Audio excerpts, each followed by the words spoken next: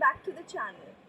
तो आज हम जिस टॉपिक के बारे में बात करेंगे वो एक्चुअली चैप्टर है called clinical manifestations of disorders of porphyrin metabolism, जो कि बेसिकली लेक्चर्स हैं which were given by mister एल्किंगटन।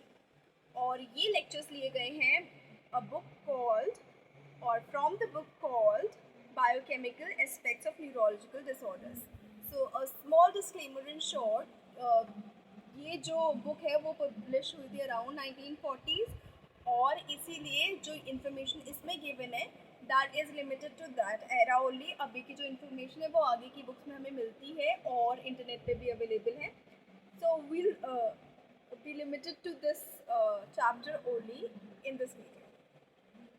तो पिछले कुछ वीडियोस में हमने बेसिक फिजियोलॉजी और बेसिक फीचर्स डिस्कस किए थे पोरफायरिया के according to the lectures given by mister C Remington और प्रोफेसर रेमिंगटन। और उसमें हमने देखा था कि पोरफायरिन्स की फिजियोलॉजी क्या है, वो हेल्थ पे क्या इफेक्ट करती हैं, उनका बायोसिंथेसिस फ्रॉम अमीनो एसिड्स थोड़ा थोड़ा हमने टच किया था, रिंग कंपाउंड्स टच किए थे, पोरफोबिलिनोजन टच किया था एंड पोरफायरिन्स से जो भी step by step heme biosynthesis की साइकिल होती है वो हमने देखा था।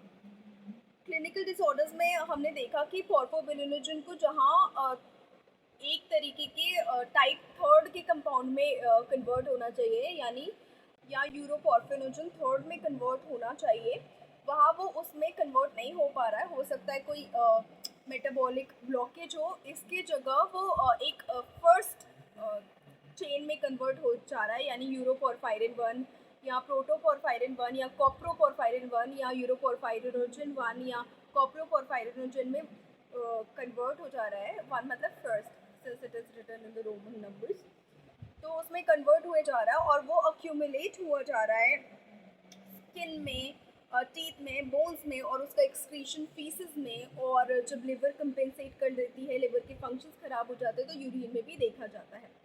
पिछले वीडियोस में हमने ये भी देखा कि जो बेसिक कॉज है बहुत सारे पोरफायरियाज में वो हीम बायोसिंथेसिस में या एरिथ्रोपोएटिक साइकिल में होने के वजह लिवर में हो सकती है।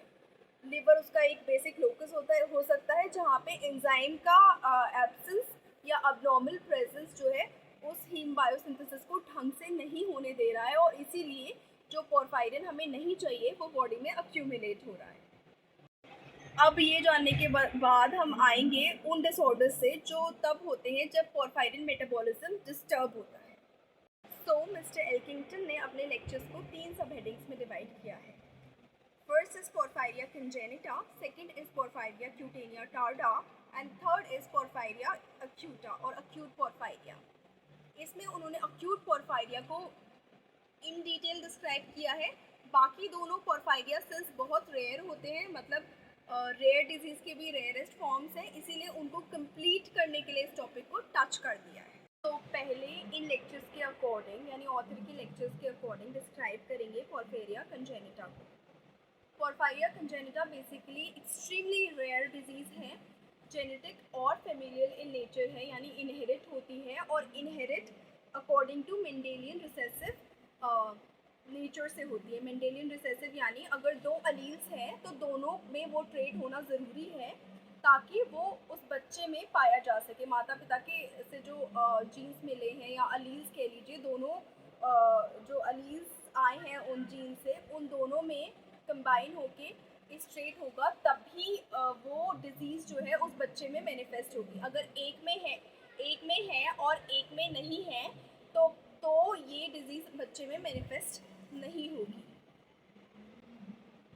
और ये देखा गया है कि मेल्स में ज़्यादा कॉमन है एज़ कम्पेयर्ड विद फीमेल्स।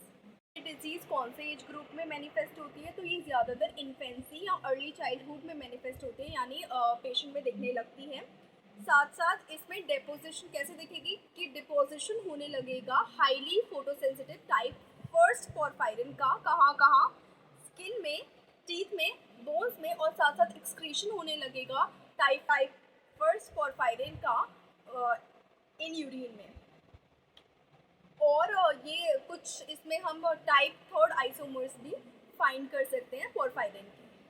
जो इन पेशेंट्स की स्किन है उसमें मार्क्ड फोटो सेंसिटिविटी देखी जा सकती है, यानी स्किन की जब सन को एक्सपोज होगी यानी सूरज में पड़ेगी तो उस स्किन के ऐसे इरप्शंस आ जाएंगे, बुलस इरप्शंस यानी मोटे मोटे छाले टाइप्स पड़ जाएंगे और उस एरिया पे स्किन के उस एरिया पे जो कि सनलाइट से एक्सपोज होगी।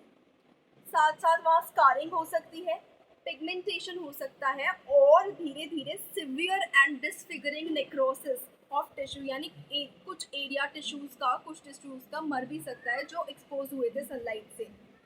स्पेशली कौन कौन से टिश्यूज ऐसे हो सकते हैं, specially those of nose, years and digits यानी फिंगर्स। टीथ जो है इस केस में पिंक हो जाते हैं और अल्टीमेटली रेड ब्राउन कलर के देखने को मिलते हैं। धीरे धीरे जो ऐसे पेशेंट्स की बोन है वो भी पिंकिश और रेड ब्राउनिश कलर की अपीयरेंस में टर्न होने लगती है। यूरिन में इस पेशेंट की टाइप फर्स्ट यूरोपोरफायरिन ज़्यादा मिलेगा जो कि पिंकिश कलर का होता है और यूरिन को अगर सनलाइट में रख देंगे, एक्सपोज कर देंगे तो वो रेड ब्राउन कलर का टर्न हो जाएगा।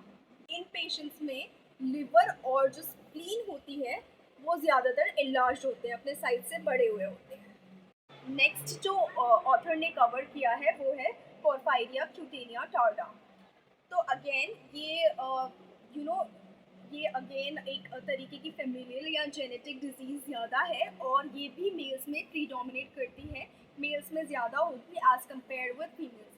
बहुत समय से ये उस वक्त डर्मेटोलॉजिस्ट के बीच में कुछ नामों से जानी जाती थी जो है कि hydroa aestivale of Hutchinson and hydroa vacciniforme of Basil.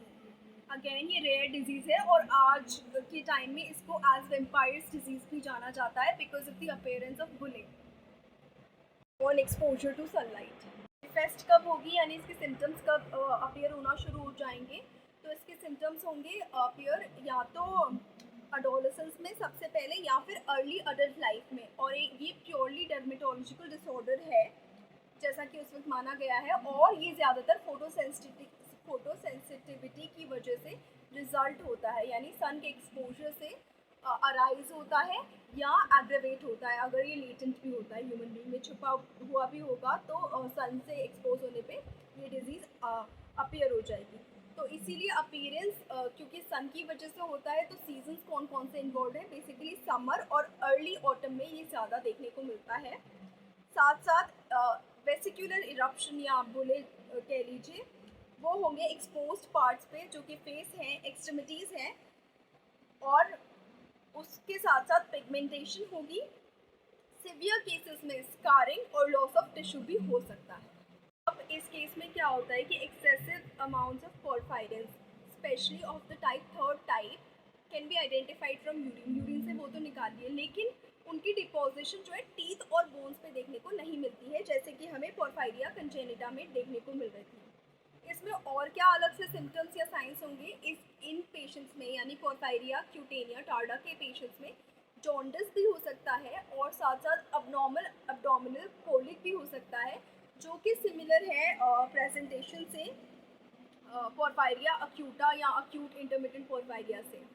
तो सिम्टम्स इसका एक तरीके से कह सकते हैं कि दोनों बाकी पोरफायरिया से मिक्सचर हैं, लेकिन फिर भी अलग सब हेडिंग के अंडर स्टडी किया जा सकता है क्योंकि इसकी बहुत सारी चीज़ें डिफरेंट भी हैं। सो ये दो टाइप के पोरफायरिया यानी पोरफायरिया कंजेनिटा और पोरफायरिया क्यूटेनिया टार्डा के जो लेक्चर्स हैं वो मैंने इस वीडियो में डिस्क्राइब किए हैं। चूँकि पोरफायरिया अक्यूटा के लेक्चर थोड़ा बड़ा है तो हम उसके लिए एक सेपरेट वीडियो बनाएंगे, वरना बहुत मिक्सअप हो जाएगा और ये वीडियो भी बहुत लंबी हो जाएगी। So thank you so much for watching this video and please stay connected, like the video, subscribe the channel, press the bell icon, share the video and share your opinions in the comment section. Thank you so much. Bye bye. Take care.